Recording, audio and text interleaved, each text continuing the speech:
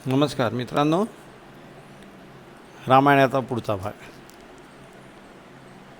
राजे दशरथ आपल्या चारी पुत्र आणि चारीही स्नुषा म्हणजे सुना यांच्यासह वाजत गाजत परत अयोध्येमध्ये येतात.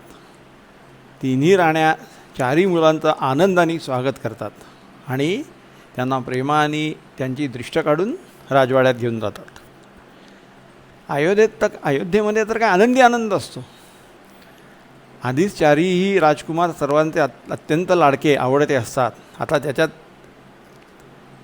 त्यांच्या पत्नीसुद्धा आल्या, त्याच्यामुळे सर्वच्या सर्व अयोध्येचे प्रजाजन अत्यंत आनंदात असतात. सुखाने कालक्रमणा चाललेली असते.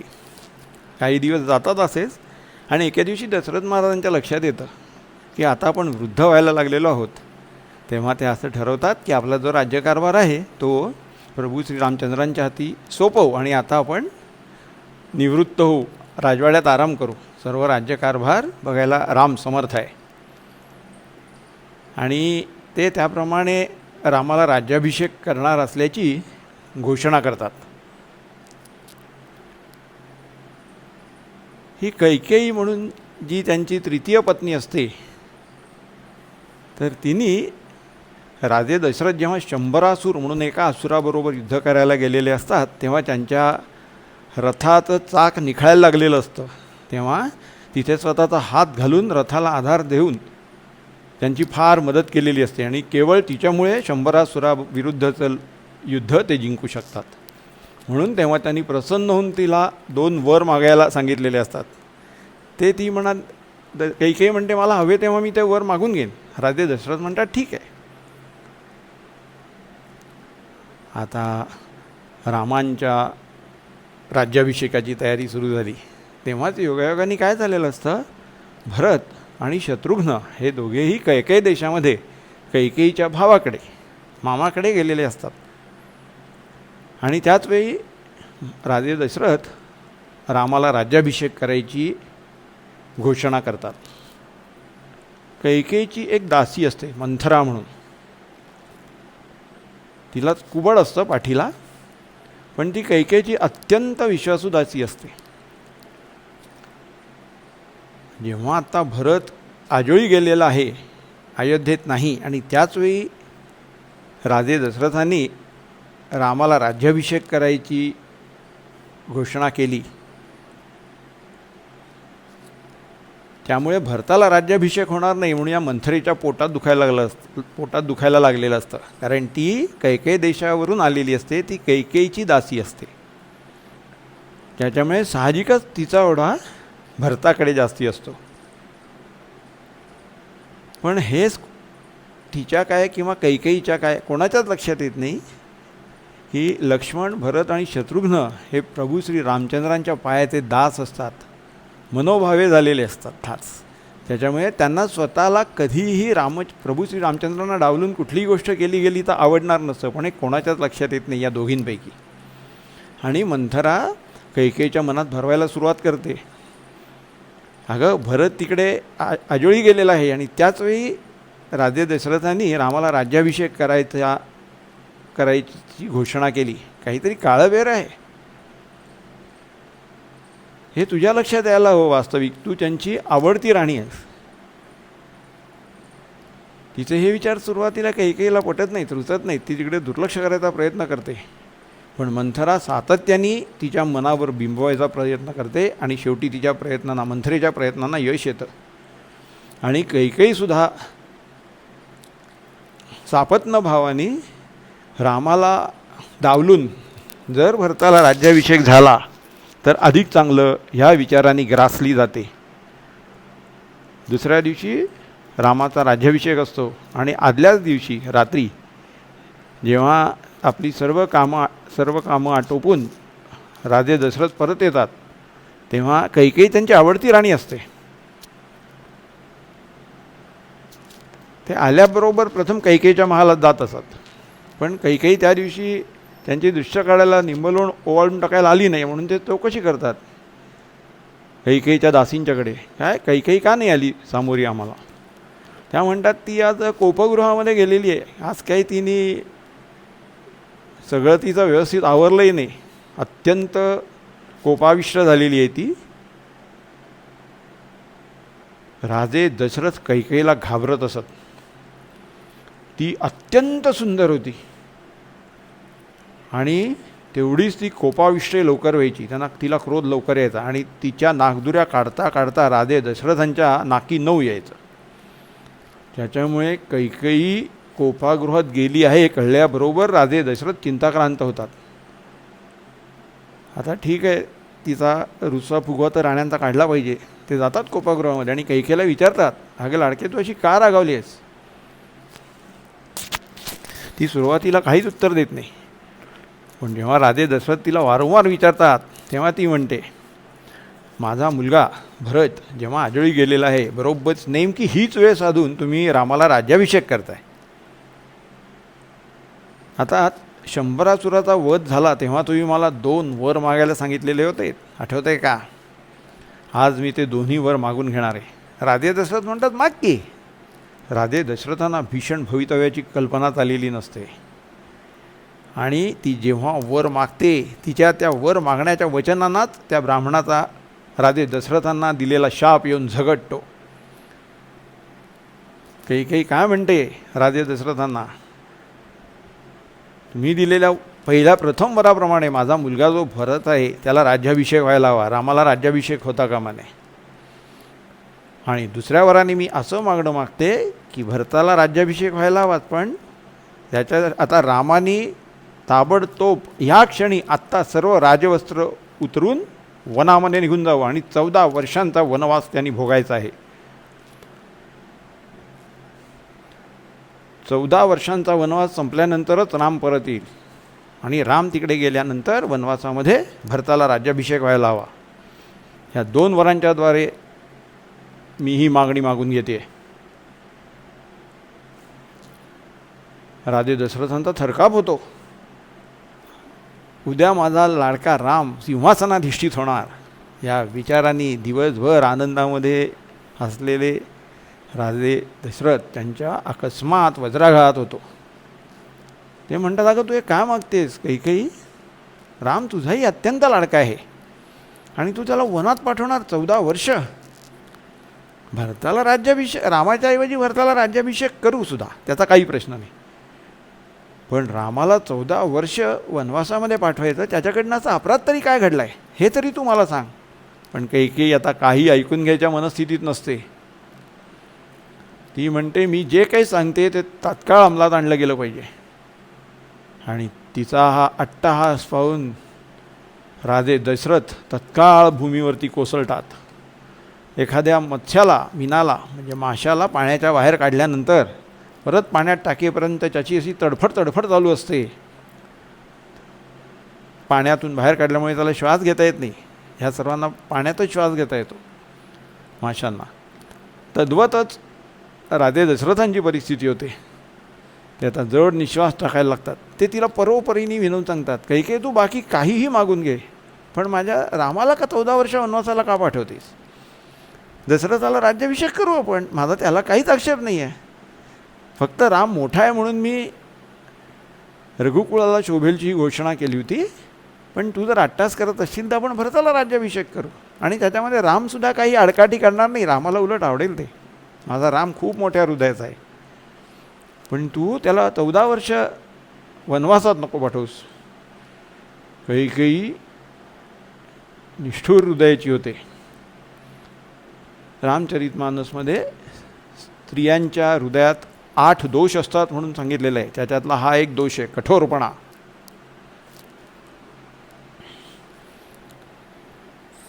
आणि ती राजे दशरथांना सांगते, रामाला बोलावणं पाठवा.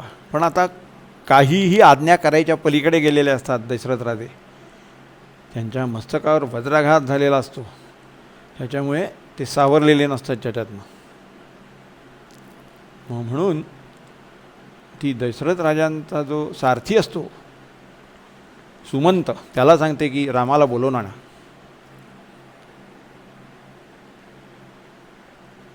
रात्रभर त्याची कैकेयीची समजूत घालायचे राजे प्रयत्न करत असतात दशरथ राजे, पण काही उपयोग होत नाही. पालथ्या घागरीवर पाणी.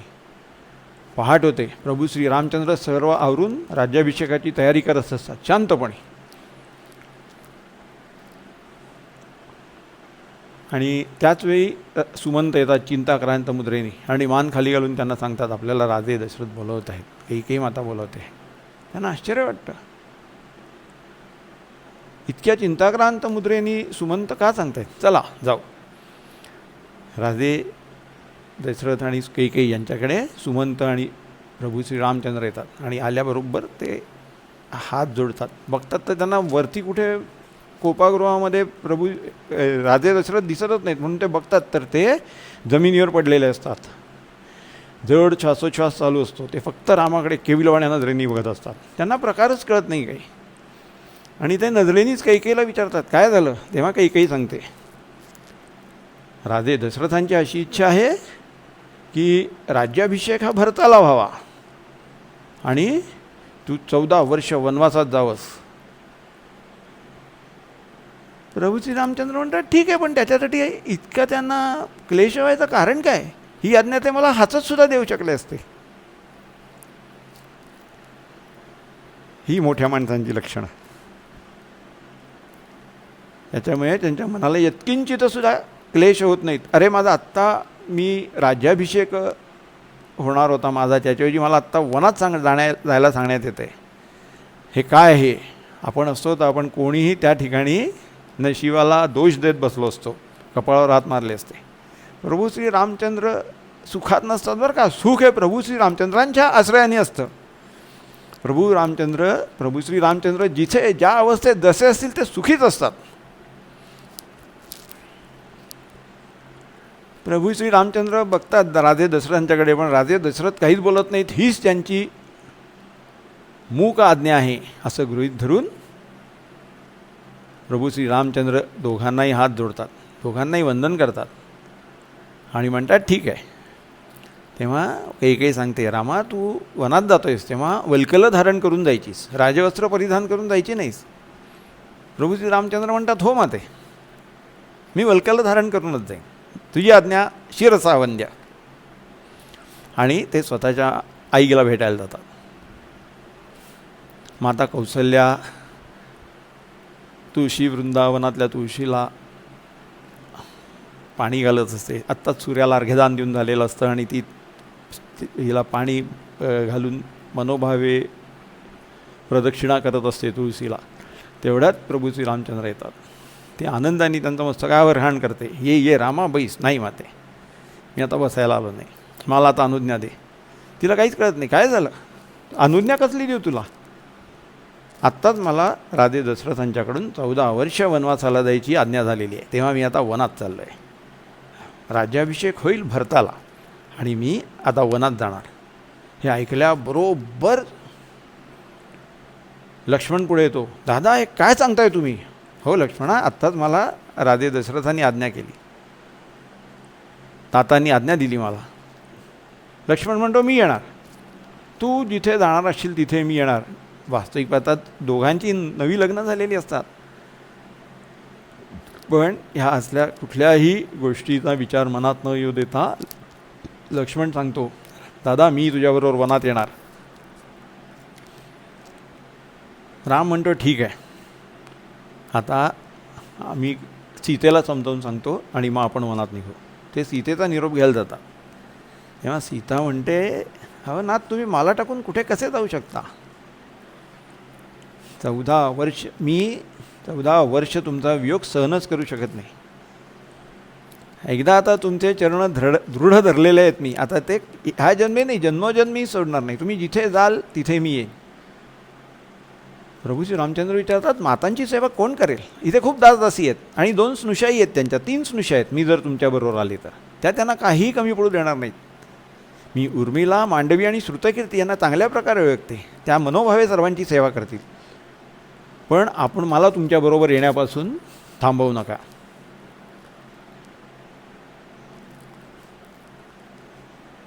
मी तुमच्याबरोबर येणार. अगं तिथे हालअपेष्टा खूप आहेत. प्रभू श्री रामचंद्र समजावून सांगतात, असू दे ना, जिथे तुम्ही आहात तिथे जी परिस्थिती असेल ती माझ्या त्यासाठी सर्वथैव सुखाचीच असणार आहे महाराज. तुम्ही जिथे जाल तिथे मी येणार, आपण मला अनुज्ञा द्या. आणि सीताही तयार व्हायला लागते. तेव्हा ते म्हणतात, सीते तुला वल्कल परिधान करायला लागतील. चालेल की आत्ता मी या क्षणी राजवस्त्रांचा त्याग करते. प्रभू श्रीरामचंद्रांना अत्यंत आनंद होतो. हा पतिव्रता धर्म म्हटला जातो बरं का. ते म्हणतात तू तयार हो, आपल्याला तात्काळ वनात जायला निघायचं आहे. आणि ते तिघे जण राजवस्त्रांचा त्याग करतात आणि वल्कल धारण करतात. वल्कल म्हणजे काय, आपण हे जी झाडं बघतो ना, त्या झाडांच्या ज्या साली असतात त्या साली काढून त्या एकमेकींना शिवून त्यांच्यापासून जी वस्त्र बनवलेली असतात त्यांना वल्कल असं म्हणतात. आणि ती वल्कलं अंगाला खूप टोचतात. आपल्याला कल्पना नाही आहे, खूप टोचतात. पण हे तिघेही शांतपणे वल्कल परिधान करतात आणि राजे दशरथांचा आशीर्वाद घ्यायला जातात. राजे दशरथ, कौसल्या, राजे दशरथांचा आता श्वासोच्छ्वास जवळ व्हायला लागलेला असतो. ते प्रभू श्री रामचंद्रांना म्हणतात, नको रे रामा, जाऊ नकोस. आपल्या शास्त्रामध्ये सांगितलं आहे त्यानुसार 14 वर्ष जी त्यांनी सांगितलेली आहेत, तू असं कर, मी सुमंताला तुझ्याबरोबर देतो आणि तू रथामध्ये बसून 14 तास राज्यामध्ये फिरून ये. हे 14 तास म्हणजे 14 वर्ष आपण समजू शकू. आपत्काळ आहे हा. प्रभू श्री रामचंद्र म्हणतात, नाही बाबा, ही रघुकुलाची मर्यादा ओलांडल्यासारखं होईल आणि तीसुद्धा आपण ओलांडणार. बाबा आपल्याला हे शोभा देत नाही. तुम्ही या मायेचा त्याग करा आणि मला आशीर्वाद द्या. मी 14 वर्षांनी येऊन भेटीन तुम्हाला. राजे दशरथ त्यांचा श्वासोच्छ्वास आता जलद चालायला लागतो. ते रामाला थांबवून बघतात, पण राम म्हणतात, नाही, तुमची अनुज्ञा, मला शिरसावंद्य, मला आता आनंदाने आज्ञा द्या, मी आता वनात जायला निघणार. सुमंत रथ जोडतात आणि हे तिघेही त्याच्यामध्ये बसतात. प्रभू श्री रामचंद्र, सीता आणि त्यांचे प्रभू श्री रामचंद्रांचे धाकटे बंधू लक्ष्मण भैया हे सर्वजण त्याच्यामध्ये स्थानापन्न होतात रथात आणि रथ निघतो. त्यांच्यामागे सर्व अयोध्येचे प्रजाजन निघतात. रामा जाऊ नका. पण राम त्या सर्वांना हात धरून सांगतो, तुम्ही अट्टहास करू नका, मला माझ्या वडिलांचं वचन पाळलं पाहिजे. आपल्याकडे राज्याभिषेक व्हावा म्हणून वडिलांची हत्या करायची किंवा त्यांना तुरुंगात टाकायचं आणि आपण राज्याभिषेक करून घ्यायचा, हे अशी परंपरा नव्हती बरं का. ती इतर मोठ्या मोठ्या थोर लोकांच्याकडे. आपल्याकडे वडिलांची मूकसंमती आहे हे म्हटल्याबरोबर ज्यांनी राजवस्त्रांचा त्याग करून वल्कल धारण केली, ही आपली संस्कृती आहे. आणि वडिलांना तुरुंगात टाकून राज्याभिषेक करून घेणं ही विकृती आहे. हे आपल्याला समजून घेतलं पाहिजे. अयोध्येचे नगरवासी जन ऐकत नाहीत. प्रभू श्री रामचंद्र गावाच्या हद्दीपर्यंत आल्यानंतर त्यांना मनोभावे वंदन करून सांगतात, आता आपण परत जा. पण ते ऐकत नाहीत. सर्व प्रभू श्री रामचंद्रांच्या बरोबर येतात. एका नदीकाठी त्यांचा पहिला मुक्काम होतो. आणि ते सर्वजण जेव्हा एवढी खूप मोठी मजल मारलेली असते त्याच्यामुळे सर्वजण अगदी थकून झोपलेले असतात, तेव्हाच प्रभू श्री रामचंद्र एकदम पहाटे उठतात आणि ह्या सीतेला आणि लक्ष्मणाला जागा करतात. म्हणतात, आता हे सर्वजण उठायच्या आधी आपण इकडनं निघू नये तर यांचा निरोप घेणं आपल्याला खूप जड जाईल. त्या सर्वजण गाढ निद्रेत असतानाच हे तिघे जण तिकडनं निघतात आणि आपल्या मार्गक्रमणास चालू करतात. आता ते मार्गस्थ झाले. प्रभू श्रीरामचंद्रांनी अयोध्या सोडली. राजे दशरथ तळमळत पडलेत. पैकी अत्यंत सुखावलेली आहे. भरत आणि शत्रुघ्न त्यांच्या आजळी गेलेले आहेत. आणि काही वेळात काय होतं, राजे दशरथांना आठवण होते, मला त्या श्रावणबाळाच्या वडिलांनी शाप दिला होता, तू सुद्धा तुझ्या मुलाच्या वियोगाने असाच तळमळत प्राण सोडशील, तडफडत प्राण सोडशील. खरं आहे. ते वसिष्ठ ऋषींना बोलावणं पाठवतात. त्यांना सांगतात, त्या ब्राह्मणांनी दिलेला शाप खरा ठरला. ब्राह्मण वर्णाच्या माणसाने, बरं का, ब्राह्मण जातीच्या नाही, ब्राह्मण वर्णाच्या माणसाने. आणि आता माझा मृत्यू काळ आला. असं म्हणून त्यांना हात जोडून त्यांना वंदन करतात आणि देहत्याग करतात. हेच वरदान त्यांनी गेल्या जन्मी स्वयंभू मनोस्थाना मागून घेतलेलं असतं काय, की माझं जीवन हे प्रभू श्री रामचंद्रांच्या दर्शनाधीन राहावं. आता प्रभू श्री रामचंद्रांचं दर्शन होणार नाही, इच्छेविरुद्ध प्रभू श्री रामचंद्र निघून गेले, आपल्याला नाईलाजाने त्यांना रुकार द्यायला लागला. याचा धक्का बसून अयोध्येचे राजे दशरथ आपला प्राण सोडतात. हे वसिष्ठ एका तेलाच्या छोट्या होडीमध्ये, एका लाकडी होडीमध्ये तेल भरतात काठोकाठ सुगंधी, आणि त्याच्यामध्ये यांचा देह सोडून आत म्हणजे तो खराब होणार नाही म्हणून अशी व्यवस्था करतात. आणि दूताच्या हाती ताबडतोब बोलावणं पाठवतात भरत शत्रुघ्नांना. त्या दूताला सांगतात काहीही इतर सांगायचं नाही, त्यांना एवढंच सांगायचं की तुम्हाला वसिष्ठांनी बोलवलेलं आहे अयोध्येमध्ये. दूत जातात, ते भरताला सांगतात आपण ताबडतोब चला, आपल्याला अयोध्येला वसिष्ठ ऋषींनी बोलवलेलं आहे. आणि भरत आनंदाने बेभान होतो, आला माझ्या दादाचा राज्याभिषेकाचा क्षण आला, चल चल म्हणतात. दोघेही जण तिकडनं निघतात आणि अयोध्येकडे यायला निघालेले आहेत. आणि ते आता अयोध्येमध्ये जेव्हा प्रवेश करतील आणि त्याच्यानंतर पुढे जे काही रामायण महाभारत होणार आहे ते सगळं आता आपण ऐकू उद्या. तोपर्यंत आपण मला आज्ञा द्या. रामकृष्ण हरी.